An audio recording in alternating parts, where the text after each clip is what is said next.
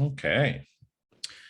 Well, hello, everybody. Thank you very much for attending our lesson 1 Q&A with the PDC Pro course. That's, I guess that we call out the Winter 2022 course. And this is the second PDC Pro course that we have run at OSU.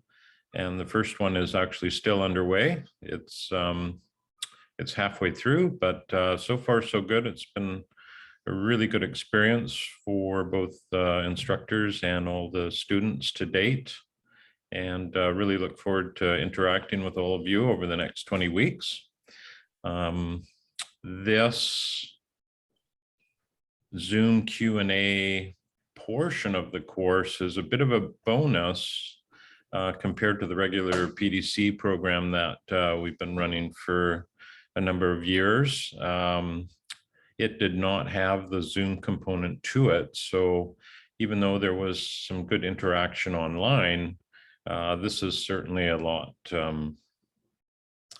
gives students a lot better opportunity to get questions answered, and whether that's related to the actual lesson or anything sort of deeper that they're after. So I guess one thing we will start with is I'll just give you a little introduction to the platform. Has everybody, just before we get going, has everybody had a chance to log into the Canvas platform and go to that lesson 1 introduction page? Has anybody had any trouble getting to that, or are we all good? No, we're all good. Excellent. Okay, so I'm just going to share my screen here, and I will head over to my other screen. There we go. Yeah, and this is basically just showing you. There we go. This is the landing page for the lesson 1 introduction, which I'm sure you're all familiar with. And thank you very much for everybody who has taken time to introduce themselves. It's great to get a little bit of background on everybody, and quite exciting to see all the diverse people that we have for this course. Real nice range of folks.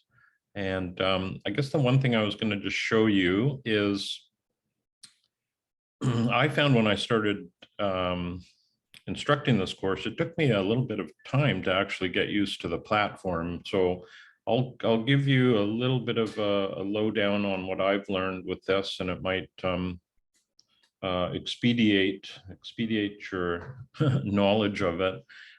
If you are on this lesson 1 introduction page, on the introduction page, and you go and you click the discussion tab here, that's going to open up all the discussion boards for the course. And you'll notice that I've created a couple here at the top. There's a discussion board. If you need help, this is a great place to go and post any questions. If you want to post a thread about anything permaculture related for basically anybody within the group, you can put it here. It doesn't have to be related to the course at all. We also have a discussion board for the Zoom meeting links. So at the end of today's program, or not program, at the end of today's meeting, I'm going to upload the video, and anybody who hasn't seen it can find it there. As well, we'll have information in this discussion board about when all the meetings are, and it's basically the same link for each of these meetings. And then, as you can see, we have lesson 1 introduction, and then each week I'll pin the lesson that's coming up. So you can see lesson 1's pinned here, and that way when you go on this page, you know, everything relevant will most likely be in that pinned discussion board. So that's pretty straightforward. No great mysteries there. Let me just see where we're going to navigate next. So a couple of things that you might find really helpful is there is a page called modules. And if you go through that, and your screen's going to most likely look a little different than this, right? But you'll have basically, well, you won't have any of these visible, but you'll have the modules and discussion board. So this is a really useful page to go through. And there's a bit of an introduction section here, and then a resource section. This is really useful, as well as we get into each individual lesson. And there are the learning materials and the assignments themselves. So this is definitely worth taking a look at. Another page that you'll find useful, or you might find useful, is actually the syllabus page. And that has all of our due dates, and all the lessons are due typically at 9 a.m. And I've allocated, because I don't work full-time with OSU, basically I have Mondays that I will assign, you know, all day Monday I work for OSU, and the rest of the week I'm operating my business with my partner and my wife. So at 9 a.m. Monday, I start marking papers or grading them. And if for some reason you can't submit by 9 a.m., not to worry. I often will check in later on in the week to pick up anybody that's a little bit later. But we're not finding that that's the case too much.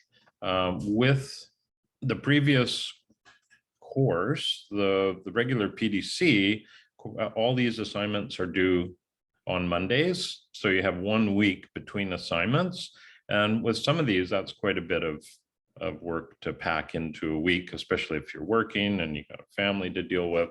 So having a 2-week stretch between the assignments and then having this Q&A opportunity has really been helpful for people to get the most out of the course and to not feel like they're super rushed. And the beginning of the first few lessons you'll find are fairly straightforward. They're pretty, well, we'll say easy to put together, because they're really just some information about yourself and your project site. And then as we dive in a little bit deeper, there'll be, you know, not necessarily more content, but there'll be a little more effort on your part that you'll need to focus on. So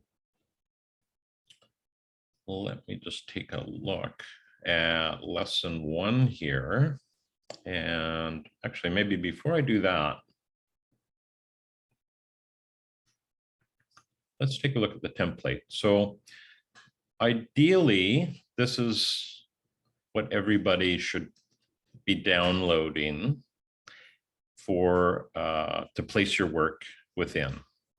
And it is, you know, it's an imperfect platform, given it's a Google Slides, but it does provide people with a really good format to follow, and it is pretty intuitive. So if anybody has any challenges with working with this as we go along, please let me know, and I can help you get through those challenging parts. But it's pretty straightforward. When you click on, if we actually go back to lesson 1,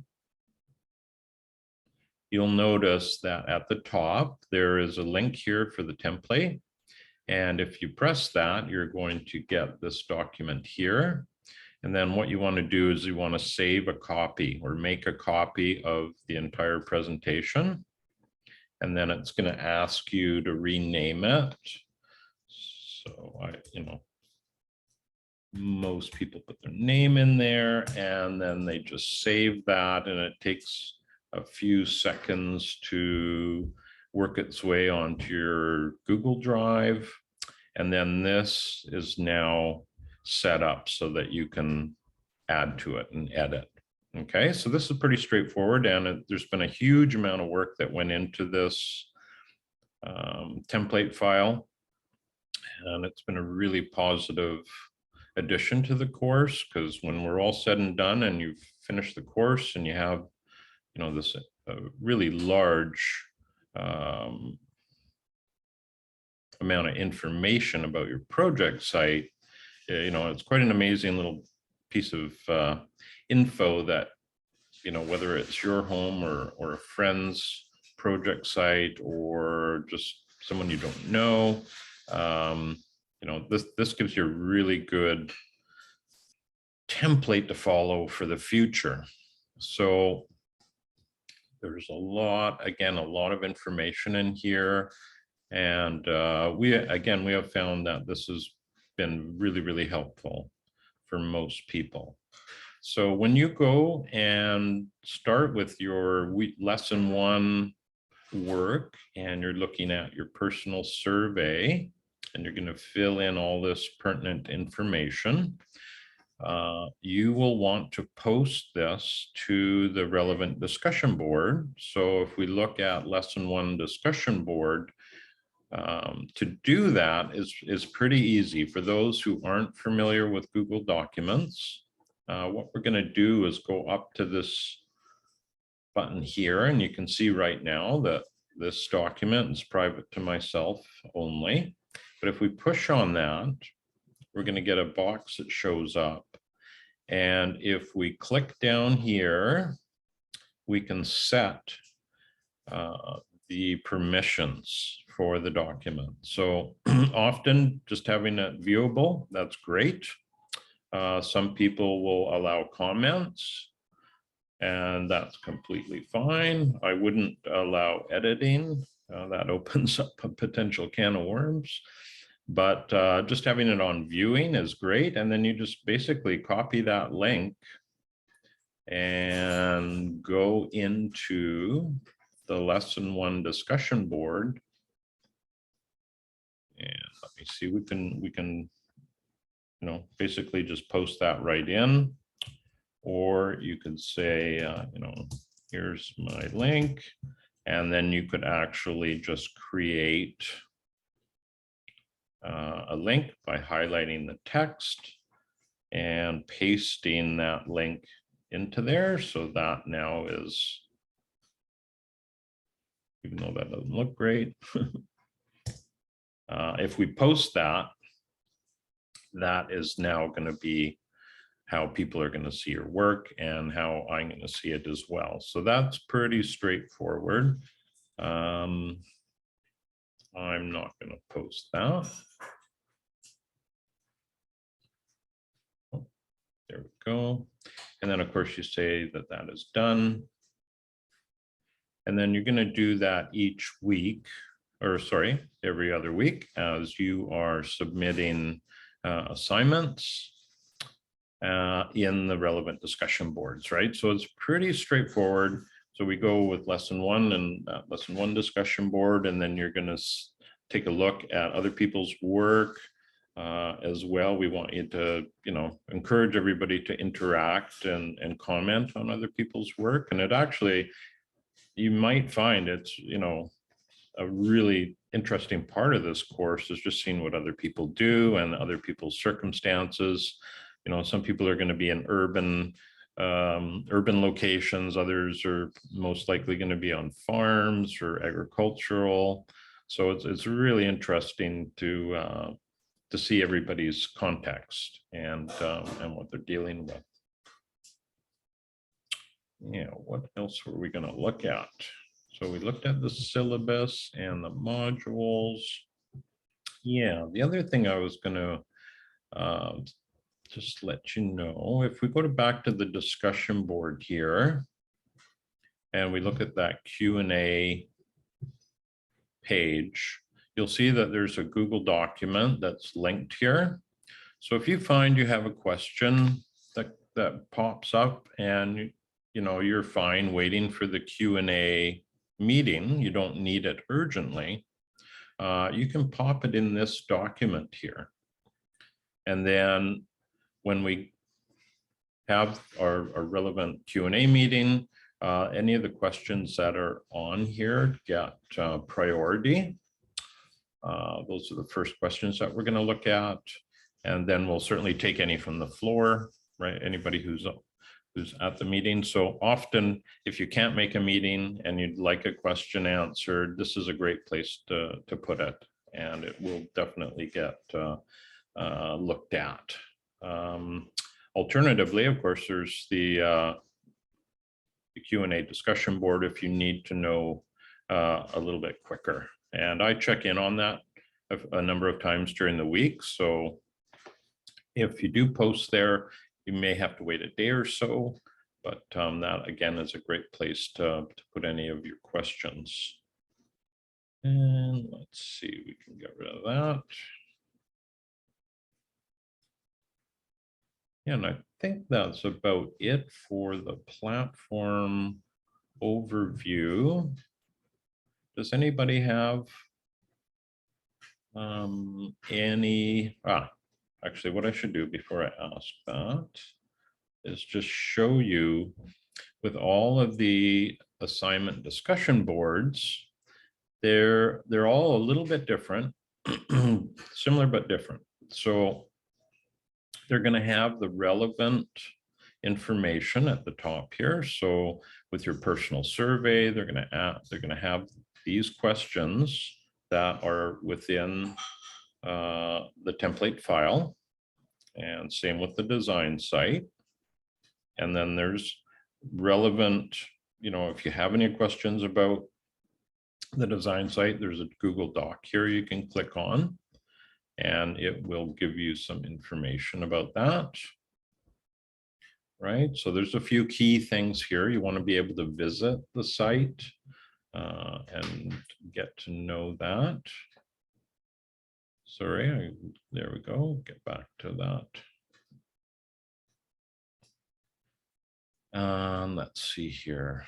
And then we have these other tabs. So we have a climate survey as well. And again, all the relevant information, and that's all within the template file. So you don't have to worry about adding anything additional to what's in there. And then there's some important things here. We have assignment resources. So this is often a place you might be able to find answers to any questions, or a place that you could expand your knowledge a little bit if you want to learn about any additional climate resources, whether that's within or outside of the US. And there are many more than this, but this is a really good start for people. And then the submissions rubric and due date. This is very helpful. Again, this gives you a quick video on how to copy your report and how to share it if you need a little bit more information with that. But the rubric is a really important thing to factor in when you're putting together your assignments, because this is entirely what I use to grade. So if you take a look at this, you can see how many potential marks there are for each section. And you can pretty much determine that the amount of marking, or the amount of marks you get for each section, is kind of related to its importance, right? So we want you to go through and do all of these sections, but the design sitemap is up to 7 points, whereas some of these other sections are a little bit less. And that doesn't mean you don't include them, but what it does mean is you wouldn't want to spend an onerous amount of time on a section that didn't have a lot of grades associated to it. Okay. The SWOT analysis, even though in this section it's only worth a point, this is a really useful part of all of the assignments to go through. It really helps to point your attention to that assignment and what, you know, those weaknesses are that you can see, some of the strengths, and really just some of the, I guess with certain assignments, it's going to pinpoint some of the weaknesses in your site you're really going to want to consider as you're going forward with your design. So I think I've covered that off pretty well. And if we take a look at our question page here, I'm not sure if William is on the call today or not, but let's take a look at his question. Again, this is an example. So if you could leave your name, your where you live, you know, and then what your question is, that's super helpful. So William's question here, he's in Portland, and his design site has a very old lean-to structure. Should I design a proposed structure to get the most out of the course? And do you have any resources about buildings? So that's a really good question, and it might be very relevant. It's obviously relevant to William, but there are some cases where we have students that, oh, sorry, I see somebody's, hello, William. Yes, he's on the call. Sorry, I didn't have the chat open here. Okay, so yeah, that is a really good question. So when that has come up before is sometimes we get people that will want, a student who will want to use a public park or a section of a public park as their design. And you can certainly do that, even if, you know, you're not connected with the land in terms of any ownership or know the owner. Public park, you'd have access. But what we do in that case, because often there won't be any structure within the area, we would ask the student to place a proposed structure. And the reason for that is we want to define where the center of human activities are going to be. And that could be a tool shed, that could be a greenhouse, that could be a house, a garage, that could be all sorts of different structures. Now, in William's case here, I don't really think it matters whether the lean-to is old or not. What I would suggest is if you don't see this as being, maybe what I'll do is see if I can get William on the call here. William, I'm going to unmute you and see if you're up to, are you there, William? Yes, I'm here. Great, thank you. And thanks for the question. So yeah, if you have sort of a dilapidated structure, we'll call it, on your proposed project site, you could do one of two things. You could just leave it as is and say that's going to be the center, we'll call it that center of human activity on the site, or you could propose another structure. I'm completely fine either way. Often people will come to the course with a new property, one that they just purchased or recently purchased, and they don't have a building location set already. So we'll ask them to put a proposed footprint for their house somewhere on that site plan.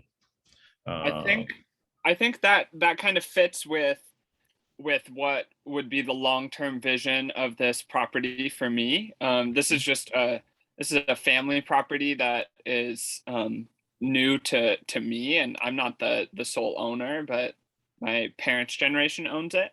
Mm-hmm. And with this like proposal of a footprint, how much work or energy should I put into that? And also like what what concepts of permaculture are good to think about or include with, this design? That's kind of what I'm asking Right, for with the right. resources. Okay, well, that's a really good question. The proposed footprint can be quite basic. So it could just be a rectangle to represent a new dwelling. You'd want to get it, reasonably close to, say you envisioned 1,000 square foot rancher, 1-story house. Well, then, just basically put together a rectangle that's in and around 1,000 square feet. And the placement is interesting. Often, let's say we're talking about an acreage site. Well, if you wanted to put a proposed footprint on an acreage site, you really would want that to coincide with a couple of things. Access, so the access to the site, as well as access to utilities, right? So water, electrical, that's assuming those are available, or gas, that sort of thing. So typically, let's say you had 5 acres and you put the house right in the middle, and there's no road going there, there's going to be a fair amount of infrastructure involved with actually making that happen. So to make this more relevant, you'd want to consider where that would be in relationship to the property boundaries, the current access to the site. Does that help you, William? Does that make sense Yeah. to you? Yeah, that's really helpful. Okay. And we don't really get into it with permaculture design, but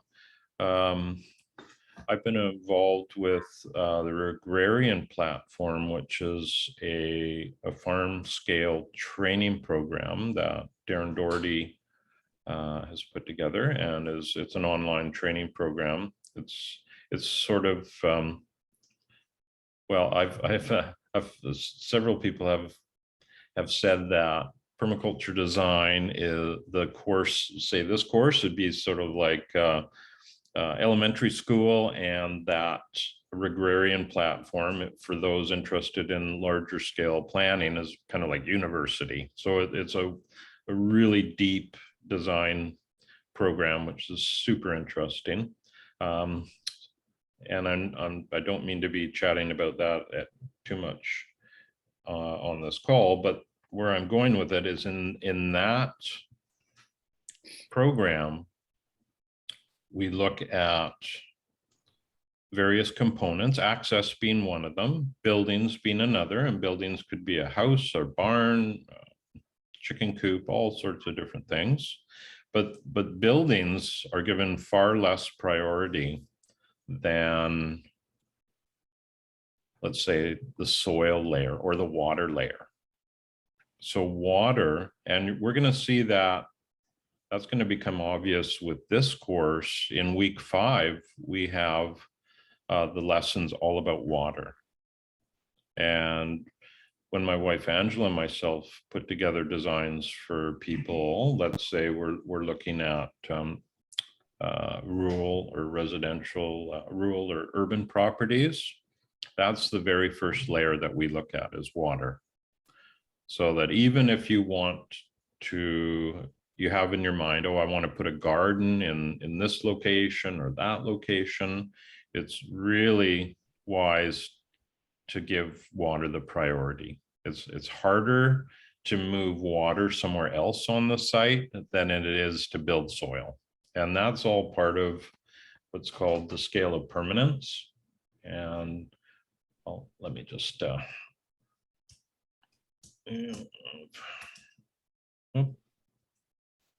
probably spelling that wrong.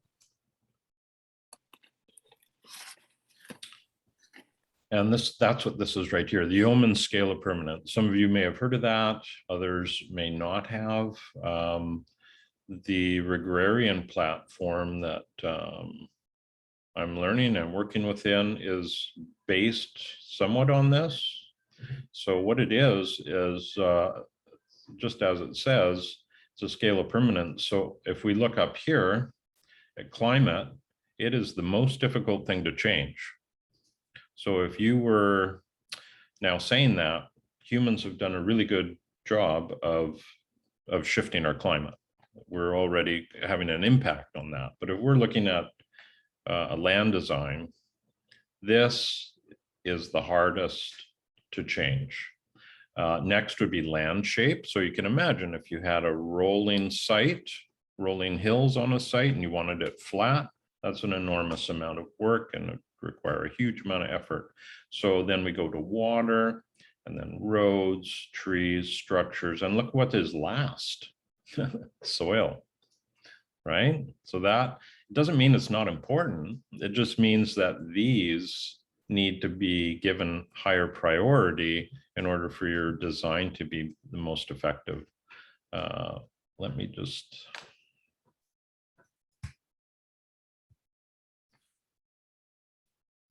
call up the Regression platform. So that is it here. Oh, hopefully it'll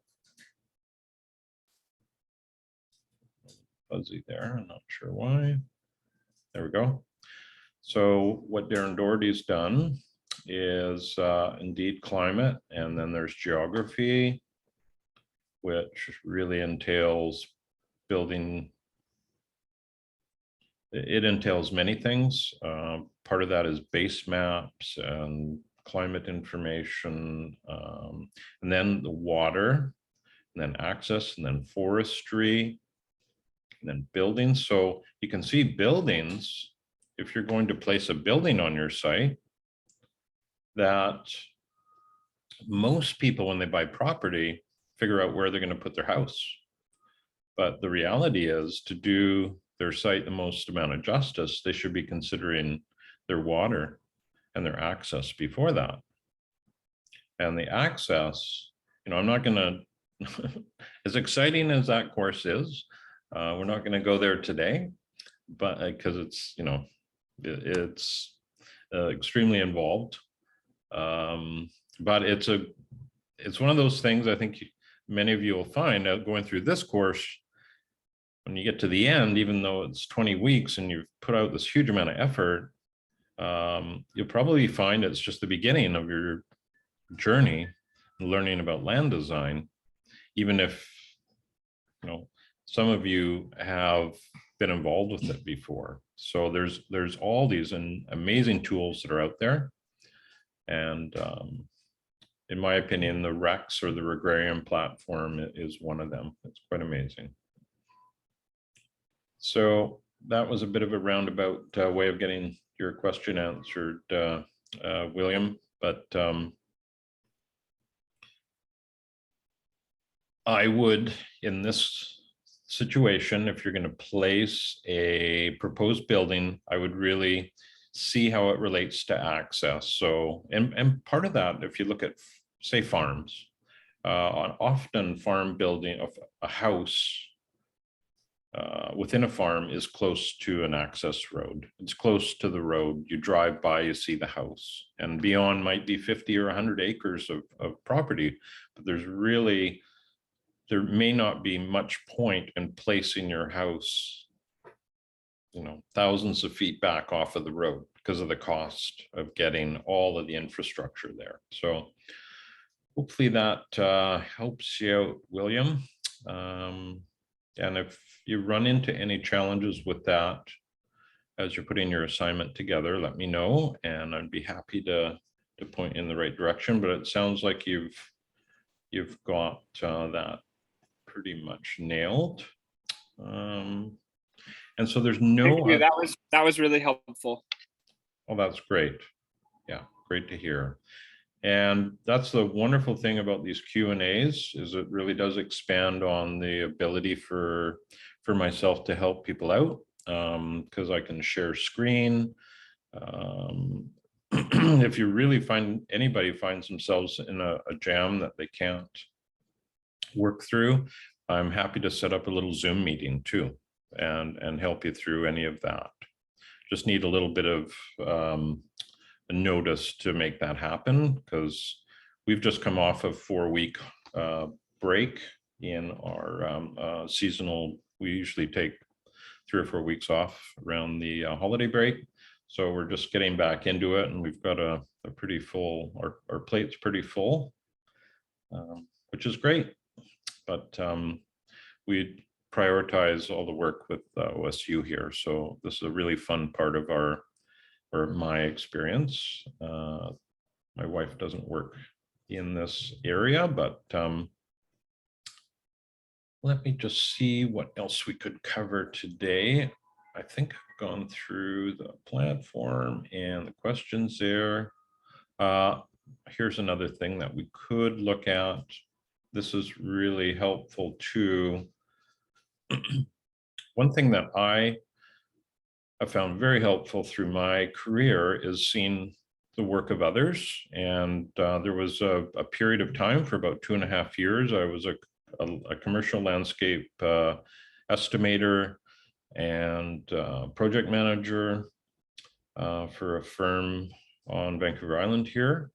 And it was a really high stress job. It wasn't fun, but the huge learning curve there was not only bidding and making jobs profitable, but it was seeing all of these landscape architects' drawings that came through. So we'd have drawings submitted to the office, and wow, that's very interesting. Get back to what I was saying here. So I was able to see a lot of different drawings, many drawings every week, and it really helped expand my knowledge on not so much on design, but the presentation. So it's kind of a 2-step process. You're going to have an idea in your head, and the whole idea, what you have to do then is to get it into a format that people can understand. So one of the things you'll find, and it doesn't appear to be on lesson 1's discussion page. So let's see if we go to lesson 2. Is there's examples, student examples. And this page gets changed a little bit, so it might be buried somewhere. There we go. So here's sample student reports. And if you click on that link, there'll be 3 or 4. Here, we can click on this one.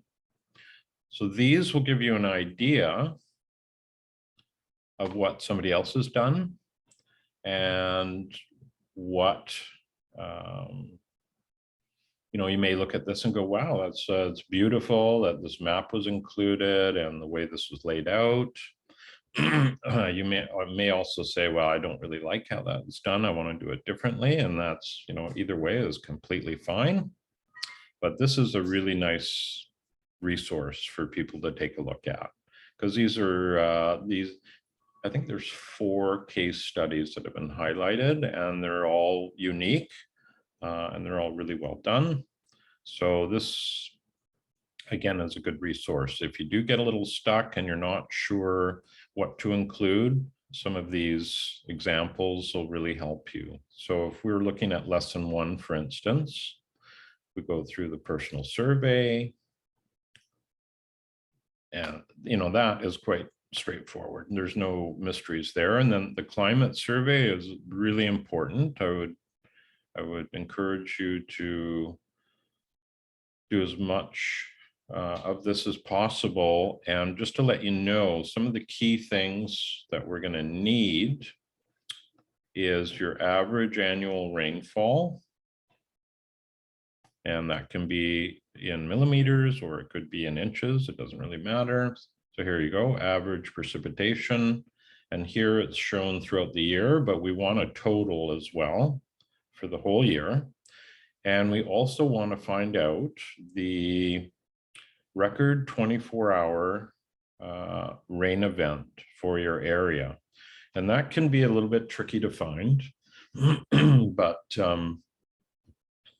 if you live in an area with that's pretty rural, not much population, you may not have that data easily available for your exact area.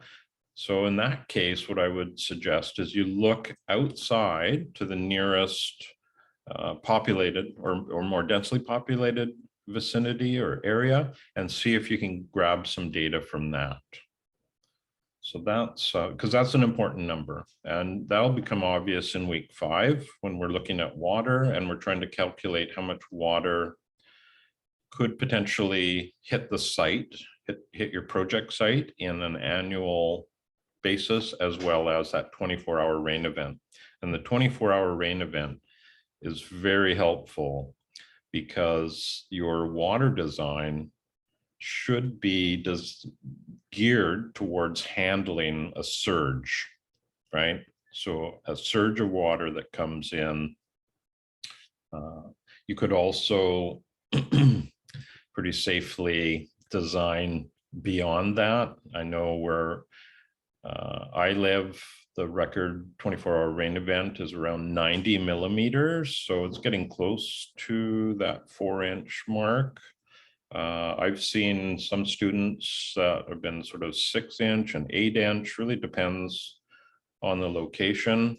And I've also seen some extreme numbers from tropical areas where they had over 1 meter. So that's over 3 feet in one day. And that is really good information to realize and move forward with, because in my opinion, water is going to be almost the most important layer of your drawing. So if you're able to capture and slow down and distribute what falls out of the sky, it's going to really help the fertility. It's a huge step forward on that fertility quest, getting the most out of your site. So you can see here this student, that's a base map, and that's, I believe, next week. I don't believe that's next lesson, sorry. So we just want to, in this lesson 1, we want to see where your design site is, and this student has done individual slides. So they did one of showing almost all of North America, and then the state, and then their location within the state, and the site itself. So this is an important thing, a takeaway, is whenever we're putting maps here, we want to indicate on the map where the project site's located. Okay, not just an address. The other thing that I find really helpful, if people can keep this in mind, is these title blocks are a great resource for for people looking at the drawing that are not familiar with your site. So if you can have your name and your address there, that's super helpful.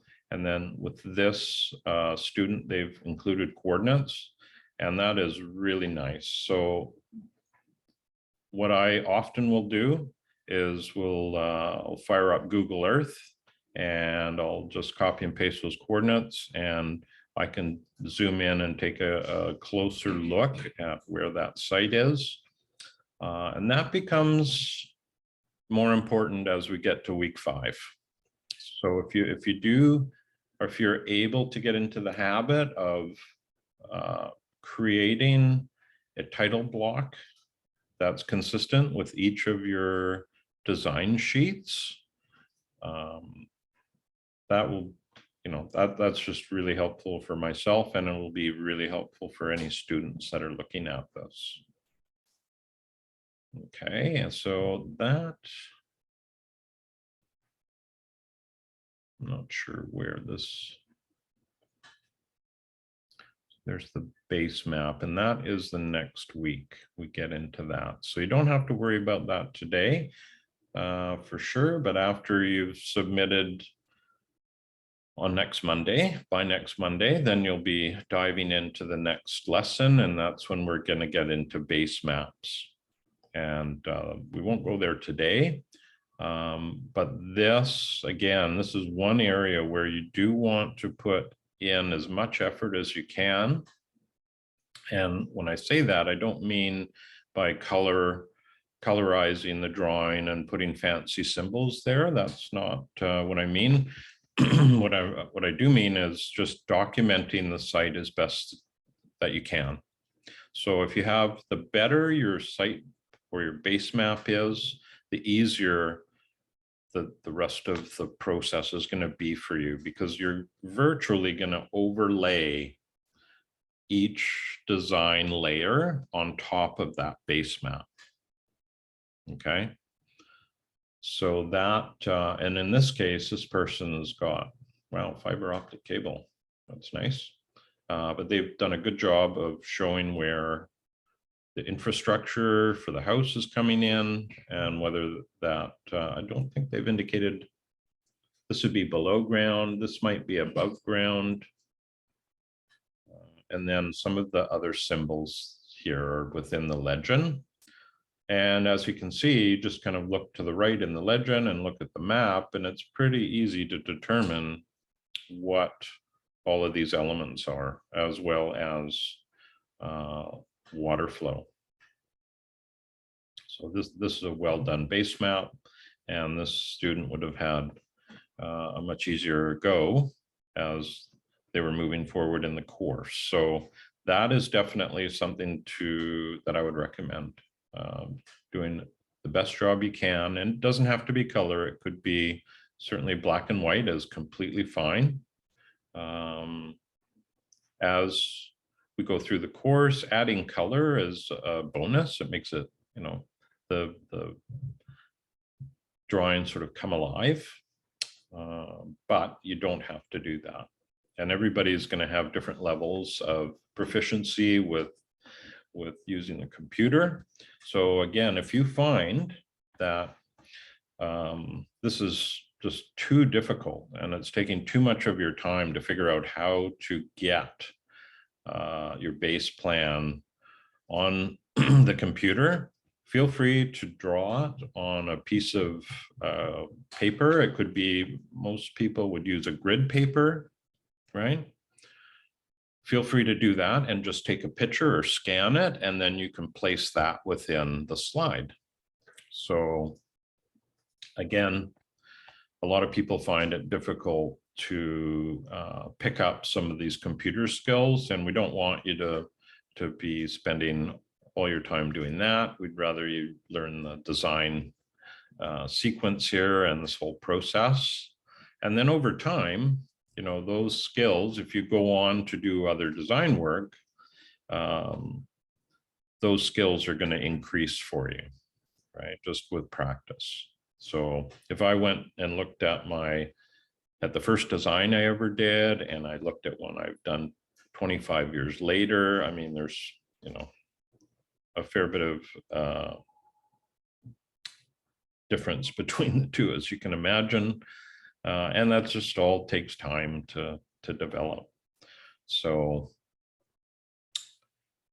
I think that's about all I was going to show everybody. Is there any questions that anybody has? If you do, you can either put it in the chat here, or you can unmute yourself and feel free to ask away.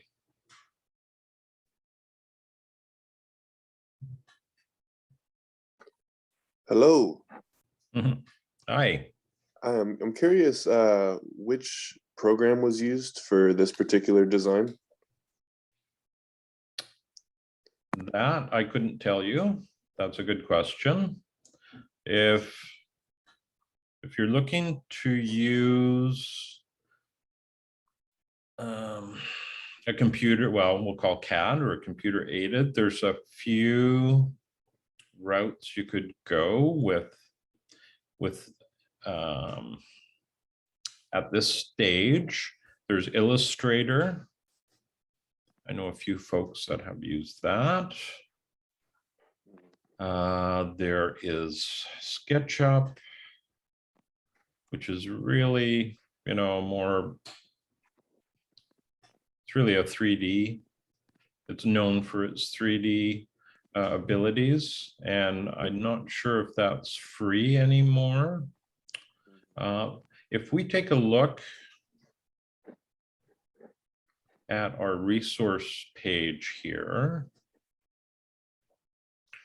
Oh, there's one resource here that I would recommend everybody take a look at that is interested in taking this course and building on it and creating a livelihood for yourself. If you go to the client interface, and that is, of course, we're going to back up here, sorry. That's in our module section, right? Under resources. If you go to the client interface, there's 4 instructors. There's Andrews, there's myself, there's Kelda and Neil. And we've all presented our design process from the beginning of contact with a client right through to the end of the design process. And what I really love about this page is all 4 of us have a completely different process, right? They're very different. So you might find that super helpful. There may be little things that you pick from there that that resonate with you and that you find helpful. So, sorry, I got distracted there. If we go to graphics and software tutorial, that's going to help with using PowerPoint. And there should be a list of some of the software.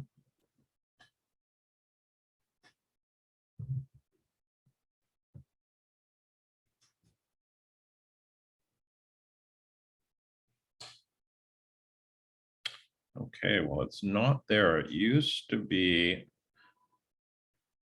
on this page. So there's a few examples of software that people use. And here we're really just focused on Google Earth and PowerPoint.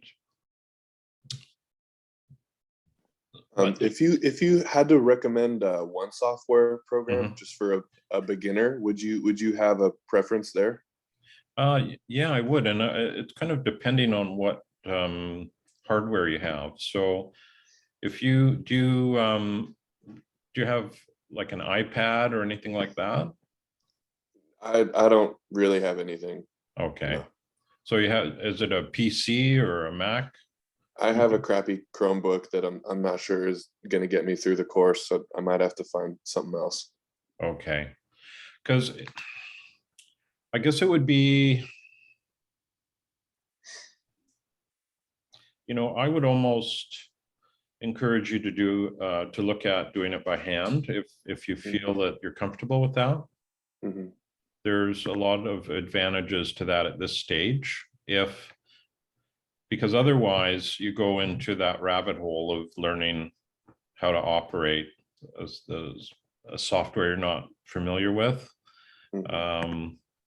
Beyond that, let's say you get beyond the course and you say, hey, I want to do this for a living, but I want a really low startup cost. And if you had an iPad, there's a marvelous, I've got mine in front of me here, I'll just look at it. There's a marvelous software called Trace. And that is super low cost. And you can generate some pretty nice drawings on that. There's a little learning curve, but there's lots of resources for it. I think I only pay,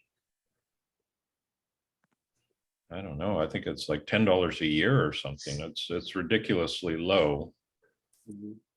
And I've found we use it to sort of do some very rough sketches on. I don't use it for design. I use what's a software called Vectorworks Landmark. That was Vectorworks. Yeah, Vectorworks Landmark. That's what I use for our design work. I use that. I use a program called QGIS and a program called Twinmotion. So we use 3 different softwares. But the Vectorworks Landmark is probably, in and around $4,000. So it's not a beginner's software by any means. And, it'll take probably a year to learn. Like it's pretty deep. I've had it for 25 years. I've been using the same software. Of course, it gets updated every year and gets bigger and better. And there's still a lot within it that I'm learning about, because I don't use all of the functions. But it produces, plant lists and, all kinds of things that save us time. And it makes it a lot easier for estimating, because we can easily calculate square footages of lawns or turf or walls or side, patios, whatever we're pricing. But that's something that I would not recommend a beginner to dive into. I would go with that. It's called Morpholo Trace. That's one of the best low-cost softwares I've come across. And you can use an iPad. So an iPad is really, if you're trying to jump in to this business with low startup fees, an iPad or an iPad Pro is, fairly low. Well, I guess an iPad Pro is not low cost, but they're lower on the infrastructure cost scale. And then you get an Apple Pencil, and it's amazing what that will do with that software. You could do, you could easily do residential designs with it for a number of years until you felt that you're ready for the next step up, which is then getting into, thousands of dollars, whether it's Vectorworks or AutoCAD or any other landscape-based software. So I've probably not done the best job answering your question, but I would keep it as simple as possible so you can really focus on learning about the design process. So yeah, if PowerPoint and working within the slides is a little bit too crude, I would just go to hand drawn. Even though, I don't do that, and if I had to, I would, but I'd be pretty much lost if I had to start doing that today, because I've never done it. I'm not a very good drawer, which is kind of funny, but I need a computer to help me out with that. Does that help answer your question a little bit, or? Sure, thanks. Yeah, and so Trace would be an acceptable program to use for this course then? Totally. If you had an iPad, I don't know what else it operates on. Mm-hmm. So you might want to look at that. It's easy to find on the net, just searching for it. But yeah, it's quite impressive what people can do with it. There's a lot of architects and landscape architects that use it, I think, as an enhancement to their work. I don't think they use it solely, but I found it very helpful. We've played around with it, but I don't use it for anything to present, because Vectorworks is, between that and Twinmotion is sort of a 3D rendering software. So we can give people a really unique glimpse of what their landscape might look like in a 3D format. But again, it's, you have to have a pretty heavy duty computer to operate it. And it's probably way more advanced than anybody wants to look at today. Hey, can I pop in with a question, please? Oh, sure. Yeah, I'm having trying to choose my design site. I currently live in Oregon, but I'm going to be moving to Tennessee about halfway through the course. Mhm. Is that going to be an issue if I, my design site? I should probably, I mean, I'm assuming I'm going to choose it here in the Oregon area. Is that going to be a problem if I leave, if I'm in Tennessee for about the latter half of the course? Yeah, that's a good question. I would say that that shouldn't be too much of a problem. And I throw in the caveat, what I would suggest is just look ahead a little bit in those lessons 6 through 10 and see if there's, and I know lesson 6, we're going to be looking at soils. Mhm. So you're going to want to probably, before you move, Make sure I do- have soil samples before I go anywhere. yeah, the soil sample and the test hole. You know, we ask people to do a test hole and an infiltration test with water. Like, just be proactive with that. And, Okay. and if you really know the site, the project site that you're going to use, it shouldn't be a problem. I don't Okay. see that. It's just the soil is the tricky part. Yeah. Okay. Yeah. Thank you. Oh, no problem. Good morning. I have a question. Oh, yeah, sure. Go right ahead. Yes, so I am in the opposite situation. Like I want to do the project I am going to move to. I am now in California and I am moving around March to Santa Fe. Oh, And, yeah. and my project is for Santa Fe. So at the moment I don't have a soil sample or anything. Will that be a problem? So your project site is where you are going to be heading to later. Is that correct? Yes, Sorry. yes. Okay. When during the course are you going to be moving? Do you know? Probably, yes, probably beginning of March. Okay, and let's just take a look at the syllabus here and see what happens in March.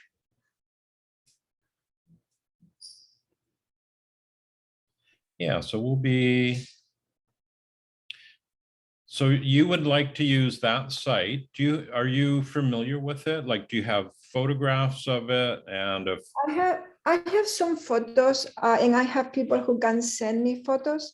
But this is a house they are building right now. They are finishing I see. probably beginning of March. I see. So you've got a pretty good idea. You'd have an easy time with mapping, I'm sure, because you'd have a good map showing your building footprint. Yes. If you have a pretty good handle on existing conditions, is it a big site or is it a? No, it's not a big site. It's Okay. about I think it's 7,400 square feet or something like that. Sure. So it would be an urban setting. Yes. Yeah. No, I don't see that being a problem. Okay. The timing might be quite good because when we get to lesson number 6, you definitely will need access to soil, 3 different areas where you're going to take soil samples and do infiltration tests. So Great. yeah, that should work well for you. Thank you. Okay. Is there any other questions anybody has for today? I'm happy to. Oh, sorry, go ahead. Sorry, I have another question. It's not related to my own site, but to Santa Fe or to kind of semi-arid or desertic areas. I have been wondering, how is it for the environment, for example, to plant fruit trees or vegetables in places where water is precious, where you have to be very careful? Isn't it better to plant trees that are natives, that don't need much water, versus planting fruit trees that require more water? What is your opinion about that? Well, that's a pretty deep question. Or I would say the answer is pretty deep because there isn't an easy answer to it. So what I would say is that for plants to do well, matching, well, there's a couple of things. One is to really get to know your plants well. And you've hit on a really good point about using native plants. And those are invaluable in an area, especially if you're new to an area, looking at native plants that work well in that sort of given situation.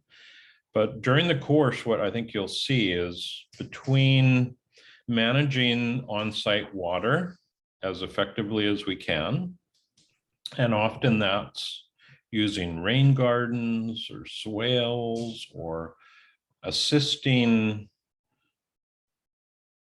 the water in terms of infiltrating that into the ground. Between good water management practices and really good soil building. So that's one of those critical links to success in the garden, whether it's a native plant or not, is matching it up with its soil needs. There's all these things that sort of interlace. And if you have fantastic soil, really good, and when I say that, that would mean that it's abundant with soil life, and it has really good water holding capacity. So when it does rain, it holds that water well after the rain is done. So it's holding water for plant use later on. If you have that, you can start pushing the limits a little bit. One of the things that I've probably made a mistake with early in my career, didn't pay as much attention to, is matching similar plants up in any given area. So if you end up with a garden that you've designed or you plant, you let's say you have some trees and shrubs there that are xeriscape or really arid. They're really happy in arid conditions. And then you put in other plants that are moisture lovers. Well, there's going to be some challenges, right? So you're either going to have to apply water, and your xeriscape or arid loving plants are going to get more water than they want, which may be okay and maybe not, or it'll be the reverse. The moisture loving plants end up getting less than they need. So that's a real key part of the puzzle. Like the plant end is huge and it'll take you decades. I don't want to discourage you, but that's probably one of my stronger, if I was to list some of the strong suits I have, that's right up there, because I have spent an awful lot of time focused on plants through my career. And that's what really got me into landscape work early, was my love of plants. So the more you know about them, the more observation you have, and it also comes down to putting them into landscapes and observing how they do, right? And all of that helps build confidence and strengthens your abilities with questions like you had there. So it's really hard to answer that, but leaning towards natives is, I would encourage you to do that for sure. But there are caveats, like where I live in an urban lot, if somebody decided that they wanted mainly native plant material, which we have done before, you have to be mindful of the potential, we'll call them predators. So where I live, it's deer, and the deer can come in and wipe out your planting pretty quickly. And of course, deer in where I live, their primary food source, because they're herbivores, is native plants. So yeah, so you have to be, so in a in their native setting, they browse and move on, because if they stay in one place, they're a target. So they don't tend to decimate plants in the wild because they're moving on. Mhm. But in an urban setting, it's like candy often. And so that's another tricky part to throw in the mix, is what is, do you have any herbivores that are going to have an impact on your plantings? Yes, yeah, that's a very good point. Thank you very much. Oh, no problem. Okay, so we're about quarter after, or getting there. And I'm probably going to wrap up today's Q&A unless somebody, if there's any other questions, I'm totally happy to answer those.